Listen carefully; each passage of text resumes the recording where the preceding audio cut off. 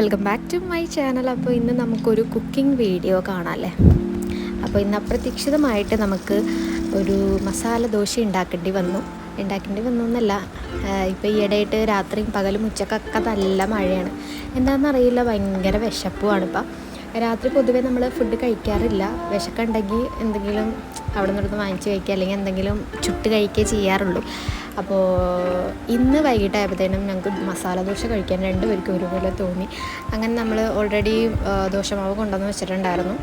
പിന്നെ മസാല ദോശയൊക്കെ ഉണ്ടാക്കാൻ നമുക്ക് വേണ്ടത് ഉരുളക്കിഴങ്ങാണ്. അങ്ങനെ ഉരുളക്കിഴങ്ങ് നമ്മൾ ഓഫീസ് കഴിഞ്ഞ് പോകുന്ന വഴിക്ക് തന്നെ ഉരുളക്കിഴങ്ങ് സംഭവങ്ങളൊക്കെ മേടിച്ച് സെറ്റ് ചെയ്ത്, അപ്പോൾ നമുക്ക് നമ്മുടെ കുക്കിങ്ങിലോട്ട് കിടക്കാം. പ്രത്യേകിച്ചൊന്നുമില്ല, എനിക്കറിയാം എല്ലാവർക്കും മസാല ദോശ ഉണ്ടാക്കാൻ അറിയാം.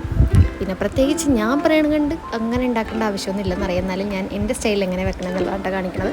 അപ്പോൾ ഞാൻ ഉരുളക്കിഴങ്ങ് ആദ്യം തന്നെ മഞ്ഞപ്പൊടി ഉപ്പ് ഇട്ടിട്ട് രണ്ട് മൂന്ന് വിസിലടിച്ചിട്ട് അപ്പം തന്നെ അതിൻ്റെ വിസിലിൻ്റെ ഇതൊക്കെ കളഞ്ഞ് അപ്പം തന്നെ എടുത്തിട്ടാ ചൂടാറിയതിന് ശേഷം ഞാൻ അതിൻ്റെ തോല് ഇങ്ങനെ പയ്യെ ഉലിച്ച് മാറ്റണുണ്ട്. കണ്ടോ, ഈ ഒരു പരുവത്തിലാണ് കിട്ടിയത്. എനിക്ക് കുറച്ചും കൂടി എളുപ്പം ഇങ്ങനെ ചെയ്യാനുണ്ട്. പലരും പല രീതിയിലായിരിക്കും ചെയ്യുന്നത്. ഇത് എൻ്റെ ഒരു സ്റ്റൈൽ ഓഫ് കുക്കിംഗ് ആണ് ഞാൻ കാണിക്കുന്നത്. അപ്പോൾ കാരണം വേറെ ഒന്നും വിചാരിക്കേണ്ട. അത് ഞാൻ ആ തൊലിയൊക്കെ പയ്യെ മാറ്റിയതിന് ശേഷം കൈ കൊണ്ട് തന്നെ അതൊന്ന് ഉടച്ച് വെച്ചിരുന്നതാണ് കേട്ടോ, നേരത്തെ കണ്ടിട്ടുണ്ടായിരുന്നു.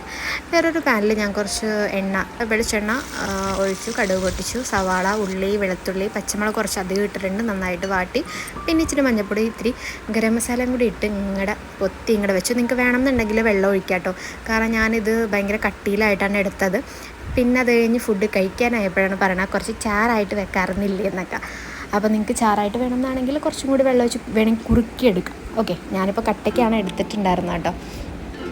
അപ്പോൾ ഉപ്പും കാര്യങ്ങളൊക്കെ കറക്റ്റാണോ എന്നുള്ളത് നിങ്ങൾ നോക്കുക. അതിനുശേഷം ഞാൻ അപ്പുറത്ത് തന്നെ വേറൊരു പാൻ വെച്ചു. നല്ല ചൂടായപ്പോഴത്തേനും ഇത്തിരി വെള്ളം ഇങ്ങനെ തളിച്ചു. ഇതൊക്കെ എൻ്റെ ഒരു സാറ്റിസ്ഫൈങ് സംഭവങ്ങളാണ് കേട്ടോ.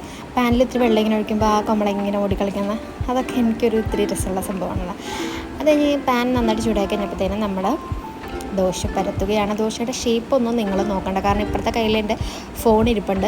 ഞാൻ തന്നെയാണ് വീഡിയോ എടുക്കുന്നത്, ഞാൻ തന്നെയാണ് ഉണ്ടാക്കുന്നത്. അപ്പോൾ ഷേപ്പിൽ നിങ്ങൾ കോൺസെൻട്രേറ്റ് ചെയ്യേണ്ട, നിങ്ങളുള്ളി ദോശയിൽ മാത്രം കോൺസെൻട്രേറ്റ് ചെയ്യുക. ഓക്കെ, നന്നായിട്ട് മൊരിഞ്ഞ് വരുമ്പോഴത്തേനും അതിൻ്റെ മുകളിൽ കൂടി ഞാൻ ഇത്തിരി നെയ്യും കൂടി ഇട്ട് കൊടുക്കേണ്ടത്. നിങ്ങൾക്ക് വേണമെങ്കിൽ നെയ്യ് ഒഴിക്കാം. പിന്നെ എനിക്ക് ചില സമയത്ത് ഈ കോക്കനട്ട് ഓയിൽ ഇങ്ങനെ മുകളിൽ വയ്ക്കുമ്പോൾ അതിൻ്റെ ആ സ്മെല്ലേപ്പടി നമ്മൾ ആ മൊരിഞ്ഞ ദോശ തിന്നാൻ ഇടയ്ക്ക് എനിക്ക് കൊതി വരാറുണ്ട്. പക്ഷേ ഇപ്പം ഞാൻ നെയ്യാണ് കേട്ടോ ഒഴിച്ചത്. അത് കഴിഞ്ഞിട്ട് ആ ചൂടോട് തന്നെ നമ്മൾ നേരത്തെ ഉണ്ടാക്കി വെച്ചിട്ടുണ്ടായിരുന്ന മസാല ഇട്ടിട്ട് ഇങ്ങനെ പൊതിഞ്ഞ് കൊടുക്കുകയാണ്. ചിലപ്പോൾ ഈ പൊതിയുന്നതിനൊക്കെ എന്തെങ്കിലും സ്റ്റൈൽ കാര്യങ്ങളൊക്കെ ഉണ്ടാവട്ടെ, ഞാനിങ്ങനെയാണ് എൻ്റെ സ്റ്റൈലിൽ പൊതിയാറുള്ളത്. അങ്ങനെ നമ്മൾ 5-6 ഉണ്ടാക്കി.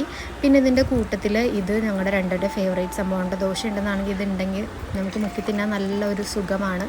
അപ്പോൾ ആ ഒരു മുളക് ചമ്മന്തി ഉണ്ടാക്കിയിട്ടുണ്ടായിരുന്നു. പിന്നെ നല്ല കടുപ്പത്തിൽ നല്ല കട്ടൻ ചായ ഉണ്ടാക്കി. ഇനി നമുക്കിത് മണ തിന്നുക എന്നുള്ളതാണ് അടുത്ത പ്രൊസീജിയർ. കുറച്ച് നേരം ഞാനിങ്ങനെ വീഡിയോ ഒക്കെ എടുത്ത് അങ്ങനെ സംതൃപ്തി അണഞ്ഞു. ഇനി നമുക്ക് അടുത്തത് ഫുഡ് കഴിക്കാം. അപ്പോൾ ഇത്രയേ ഉള്ളൂ നമ്മുടെ മസാല ദോശക്ക്. അത് എല്ലാവർക്കും ഇഷ്ടപ്പെട്ടിട്ടുണ്ടാകുമെന്ന് വിചാരിക്കുന്നു. അപ്പോൾ മറ്റൊരു വീഡിയോയുടെ നമുക്കിനി പിന്നെ കാണാം. Okay, by.